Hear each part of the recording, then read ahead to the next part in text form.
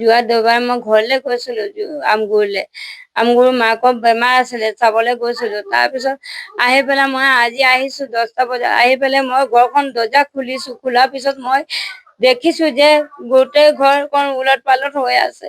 গডৰেজো ভাঙা, গডৰেজ ভাঙি কাপোৰ কানি চব লৈ গৈছে।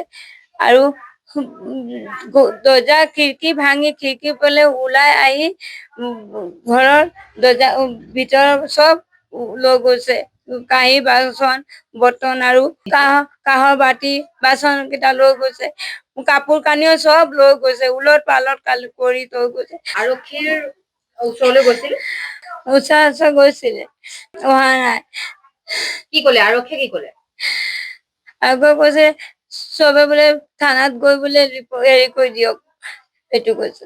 আজি যোৱা ৰাতি চোৰে 7খন দোকান পিয়লি বজাৰ চুৰ কৰিলে যায়। তাৰ উপৰিও ৰাইজৰ সজাগতা নাছিলে, সেই সময়ত পুলিচৰ কোনো ডিউটি হেৰি নাই।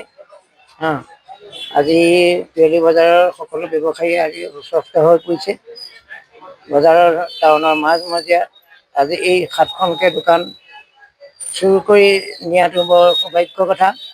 আজি পুলিচ প্ৰশাসনৰ দায়িত্ব হেৰিটো কাৰণেই আজি এই বজাৰখনত চুৰি কৰিবলগীয়া হয়। আজি মোৰ দোকানৰ পৰা যথেষ্টখিনি বস্তু লৈ যায়, তাৰ মাজতে লৈ গৈছে মোৰ অলপ পইচা, 4-5 হাজাৰ 3-4 হাজাৰ টকা পইচা লৈ গৈছে।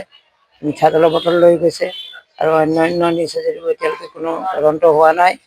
তাৰোপৰি যিসকল ব্যৱসায়ী আছে সেইখিনি সদায় দুখীয়া মানুহৰ পৰিয়ালৰ ব্যৱসায়ী।